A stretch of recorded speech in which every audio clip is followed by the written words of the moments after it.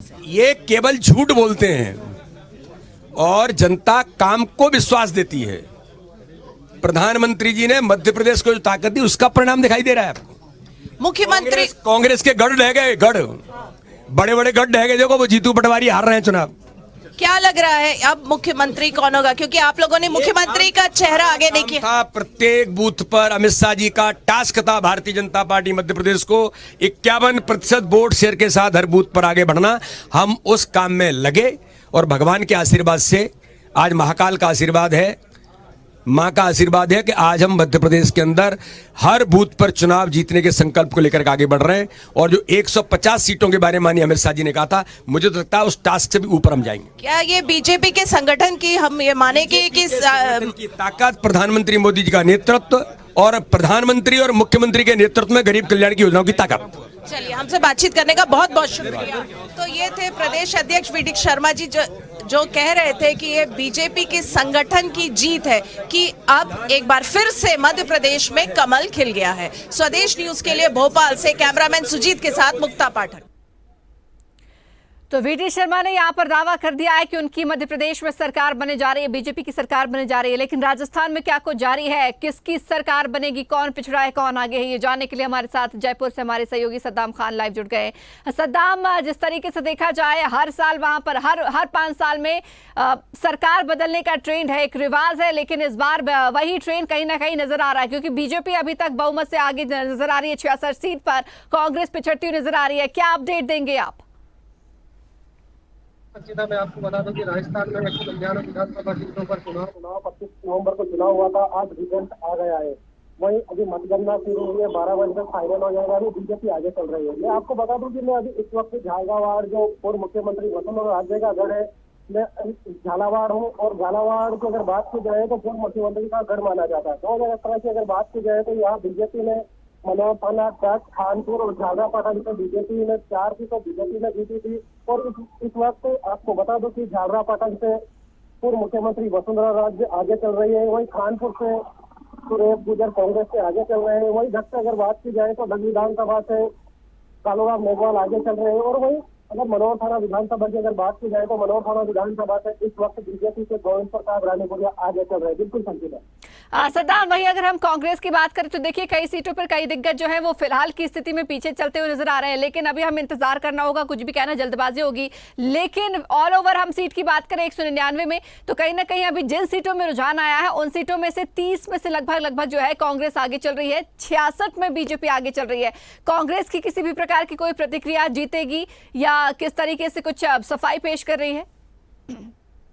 बिल्कुल संचिता, मैं आपको बता दूं कि गहलोत पहले भी कह चुके हैं कि एग्जिट पोल या कांग्रेस बीजेपी आगे चल रहे हैं। लेकिन गहलोत ने पहले ही दावा किया है कि हम पूर्ण बहुमत से राजस्थान में सरकार बनाएंगे।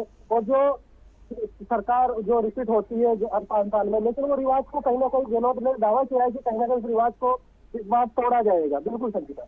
चलिए सद्दाम, बहुत शुक्रिया हमारे साथ जुड़ने के लिए और चर्चा करने के लिए। आइए अब हम चर्चा को आगे बढ़ाएंगे। हमारे साथ मेहमान जुड़ गए राजस्थान से, हमारे साथ बीजेपी से प्रवक्ता राजेश चौधरी जुड़ गए हैं, साथ ही हमारे साथ कांग्रेस प्रवक्ता करणवीर सिंह जुड़ गए हैं। आप दोनों मेहमानों का बहुत बहुत स्वागत है स्वदेश न्यूज में।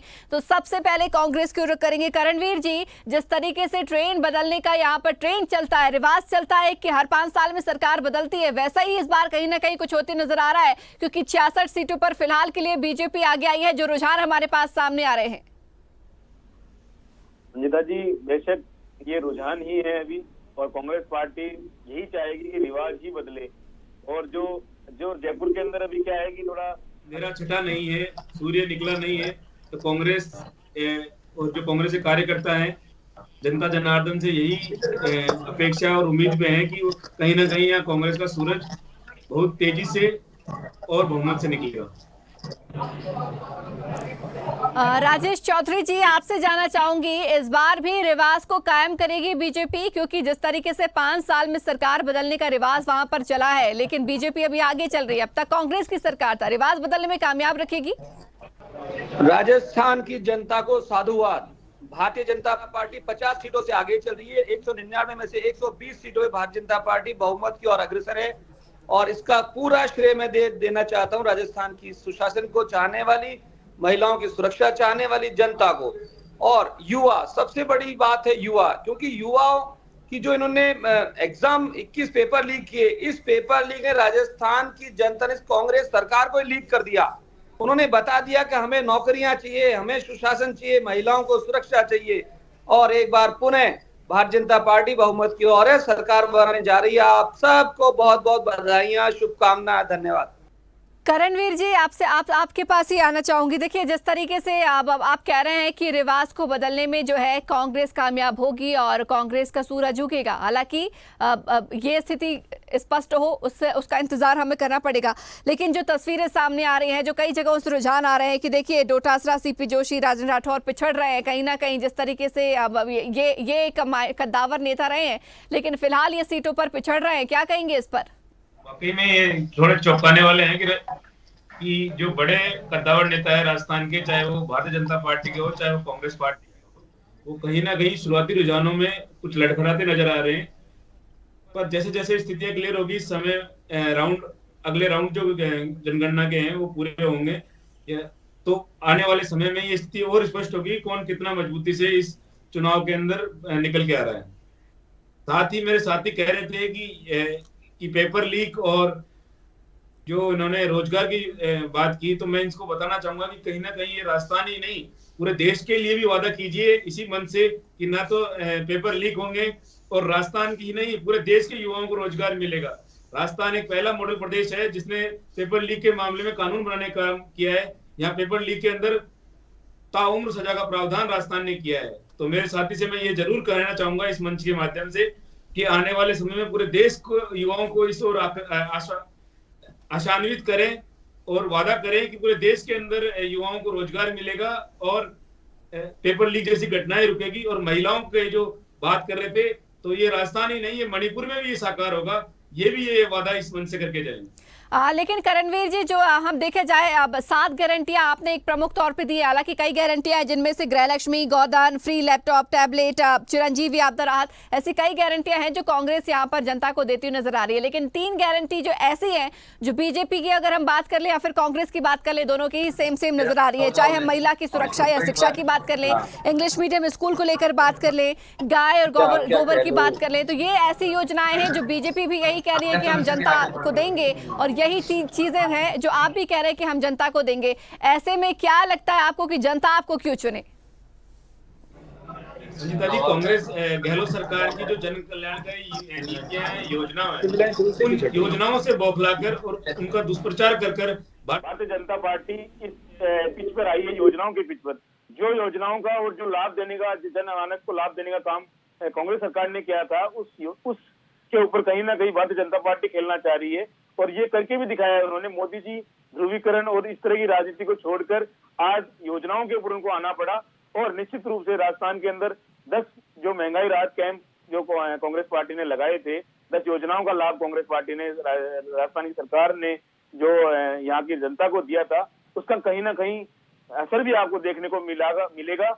और उन्होंने करके दिखाया है, वो चिरंजीवी के माध्यम से करके दिखाया है, किसानों को बिजली के रूप में राहत दे के दिखाया है, जो चिरंजीवी बीमा देके दिखाया है, जो महिलाओं को स्मार्टफोन जैसी योजनाएं देके इन्होंने साकार करके दिखाया है। इसी तरह का काम लगातार कांग्रेस पार्टी करती आई है, और जो 7 वचन दिए हैं वो भी निश्चित रूप से राजस्थानी जनता कांग्रेस को ये मौका देगी कि वो 7 वचनों को भी पूरा करे। जी संचिता जी, कुछ ही देर में लौटूंगी आपके पास, सीधे रुख करेंगे मध्य प्रदेश की राजधानी भोपाल की ओर, जहां पर रुझानों को लेकर दोनों ही पार्टी, दोनों ही कार्यालयों में उत्साह का दौर यहां पर लगातार जारी है। हमारे सहयोगी, हमारे डिजिटल हेड अनिरुद्ध सोनोने ने जायजा लिया है यहां पर दोनों ही कार्यालयों में क्या कुछ कहना है नेताओं का, आइए सीधे जानेंगे।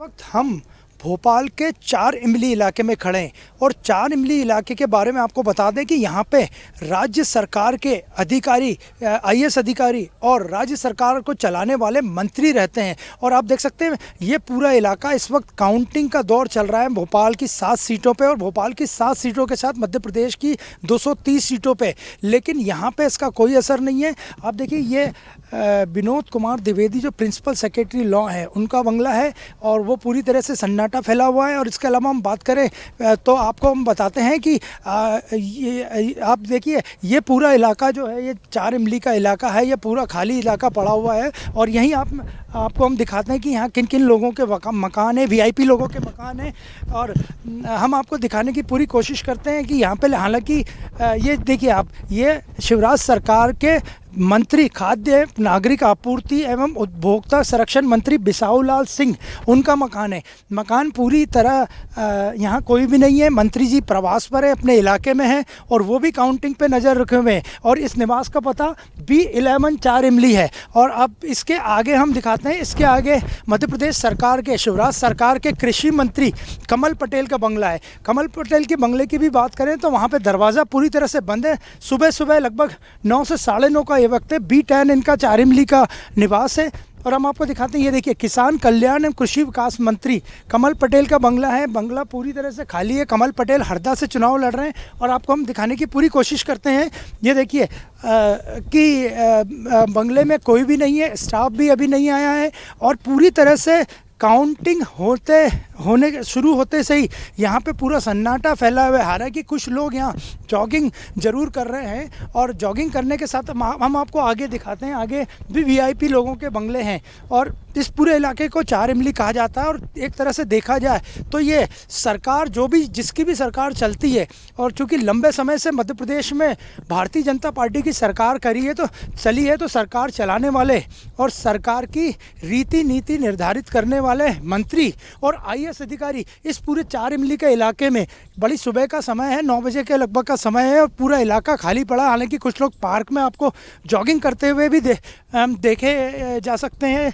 और ये देखिए नर्मदा प्रसाद प्रजापति जो कांग्रेस के बड़े नेता हैं, पूर्व विधानसभा अध्यक्ष भी हैं, उनका बंगला B9 ये बंगला है, और ये बंगला पूरी तरह से खाली है। यानी आप देख सकते हैं कि राजनीतिक गतिविधियां जो यहाँ पे होती थी, मंत्री यहाँ रहते थे, कांग्रेस के लीडर रहते थे, भारतीय जनता पार्टी के लीडर रहते थे, लेकिन आज जब काउंटिंग का दौर चालू है तो यहाँ कोई नहीं है। सब अपने क्षेत्र में है, वो भी अपने काउंटिंग पे नज़र रखे हुए हैं। वीडियो जर्नलिस्ट राकेश के साथ अनिरुद्ध, स्वदेश न्यूज़, भोपाल। और आइए बड़ी खबर दिखा रहे हैं मैं आपको छत्तीसगढ़ से। छत्तीसगढ़ में ये 7 मंत्री पीछे चल रहे हैं, जिनमें ताम्रध्वज साहू, कवासी लखमा का नाम शामिल है। बड़ी खबर छत्तीसगढ़ के से। छत्तीसगढ़ में 7 मंत्री पीछे,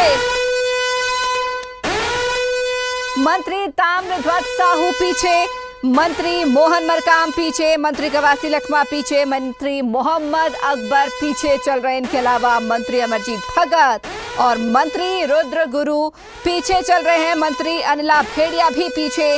मुख्यमंत्री भूपेश बघेल आगे चल रहे हैं।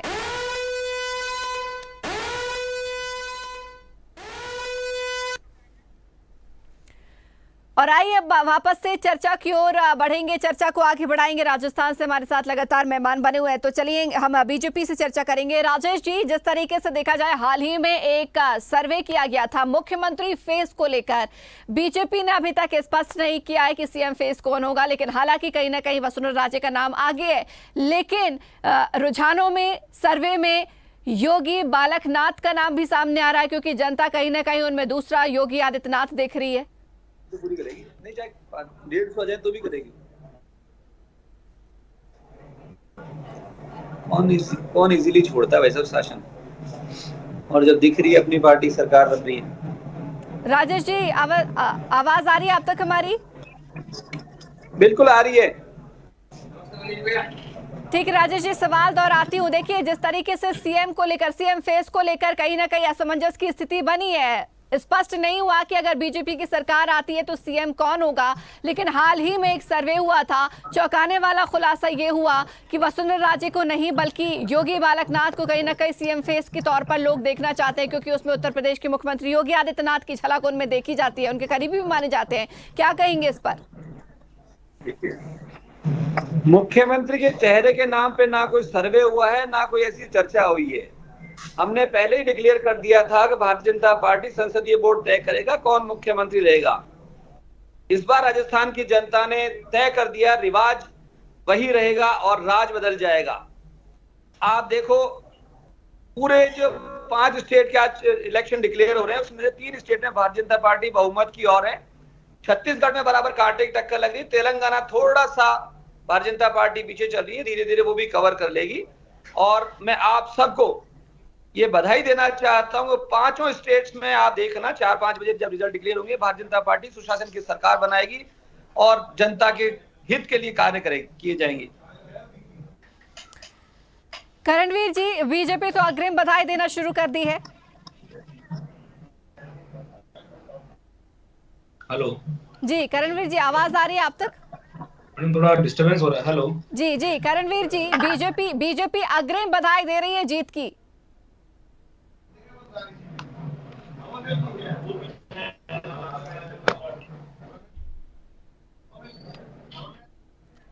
करणवीर जी, सुन पा रहे हैं आप हमें?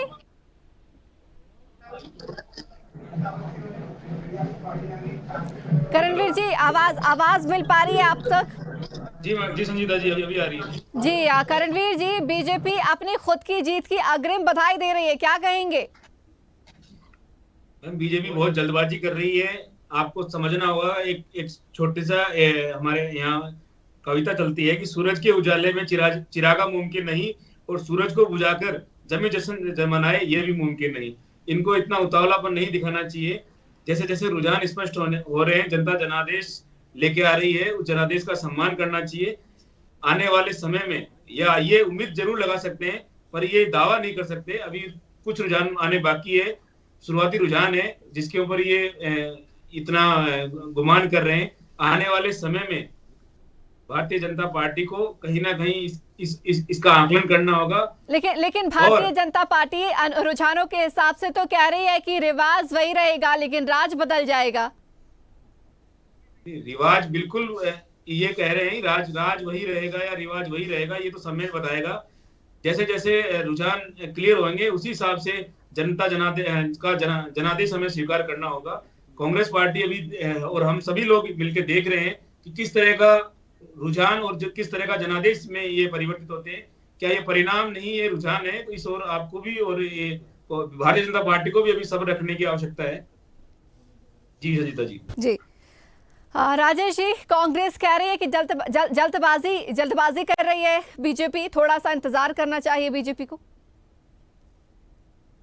तो बता दूं, जो पहले आज वोटों की मतगणना हुई है वो वोट थे जो कर्मचारियों ने दिए थे, बैलेट वोट थे, जो पोस्टल वोट थे।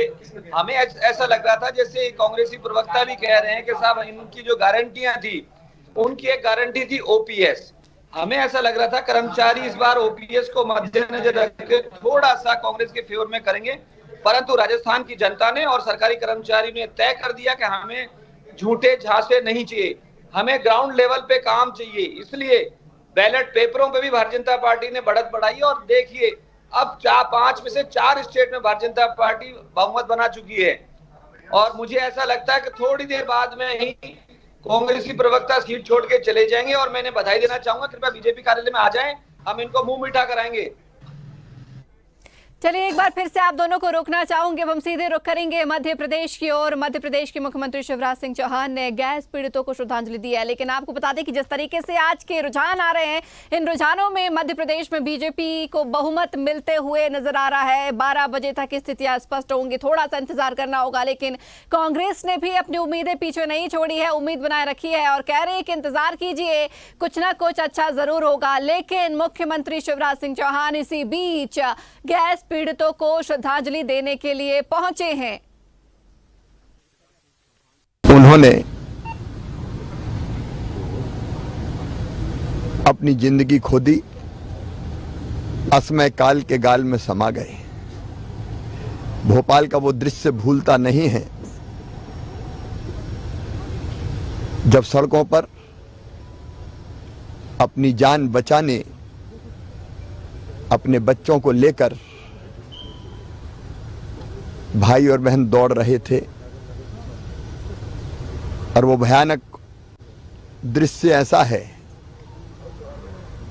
कि कई मवेशी भैंसें ऐसी थी जिनके पेट फट गए थे। दौड़ते दौड़ते कई लोग गिरे और हमेशा के लिए दुनिया छोड़ के चले गए। मैं उन सब भाई बहनों के चरणों में श्रद्धा के सुमन अर्पित करता हूं, लेकिन इस संकल्प के साथ कि फिर कोई शहर भोपाल ना बने। ऐसी गैस ट्रेजेडी फिर ना दोहराई जाए, हमें सबको सोचना पड़ेगा। केवल मध्य प्रदेश और देश की बात नहीं करता, दुनिया को भी, कि भौतिक प्रगति की अंधी चाह में हम प्रकृति के साथ ऐसा खिलवाड़ ना करें कि प्रकृति हमको ही निगल ले। और इसलिए विकास और पर्यावरण में हमको संतुलन स्थापित करना पड़ेगा। ये धरती सबके लिए है, मनुष्यों के साथ साथ कीट पतंगे, जीव जंतु, पशु पक्षियों के लिए भी है। तो सबके लिए धरती सुरक्षित बने और आने वाली पीढ़ियों के रहने के लायक भी बनी रहे, ऐसे सारे प्रयास न केवल हमको मध्य प्रदेश में बल्कि देश में और दुनिया में सबको करने पड़ेंगे। अभी दुबई में प्रधानमंत्री जी ने, श्रीमान नरेंद्र मोदी जी ने धरती को बचाने के लिए जो आवश्यक कदम उठाने उनका जिक्र किया था। भारत उस रास्ते पर चलेगा। मध्य प्रदेश भी हर संभव प्रयत्न करेगा कि पर्यावरण के साथ छेड़छाड़ ना हो और आगे हम विकास को ऐसा संतुलित करें कि वो विकास हमारे लिए जानलेवा ना बने। मैं एक बार फिर गैस पीड़ित भाई और बहनों के जो नहीं रहे उनके चरणों में श्रद्धा के सुमन अर्पित करता हूं। जो हैं उनके कल्याण के काम हम करते रहेंगे और आगे फिर कोई ऐसी ट्रेजेडी ना हो, इसके लिए हर संभव प्रबंध करेंगे। अभियान चुनावी रुझान। तो चलिए, आप सभी मेहमानों का बहुत बहुत शुक्रिया हमारे साथ जुड़ने के लिए और चर्चा करने के लिए। सीधी तस्वीरें हमने आपको दिखाई मध्य प्रदेश की, जहां पर मुख्यमंत्री शिवराज सिंह चौहान जो है बस गैस पीड़ितों को श्रद्धांजलि देते हुए नजर आ रहे थे। लेकिन बात करें हम मध्य प्रदेश, राजस्थान, छत्तीसगढ़ के चुनावों की, तो राजस्थान में फिलहाल भाजपा को बहुमत मिलते नजर आ रहा है। बात करें छत्तीसगढ़ की, तो छत्तीसगढ़ में फिलहाल कांग्रेस अभी की स्थिति में आगे चल रही है। और बात करें तेलंगाना की, तो तेलंगाना में BRS पार्टी फिलहाल आगे चल रही है। देखने वाली बात होगी, स्थिति 12 बजे तक स्पष्ट होगी, कौन आगे कौन पीछे रहेगा। अगर आपको हमारा वीडियो पसंद आया तो लाइक, शेयर, कमेंट, सब्सक्राइब करें, बेल आइकन का बटन दबाएं। हमारी वेबसाइट swadesh live.com पर जाना ना भूलें।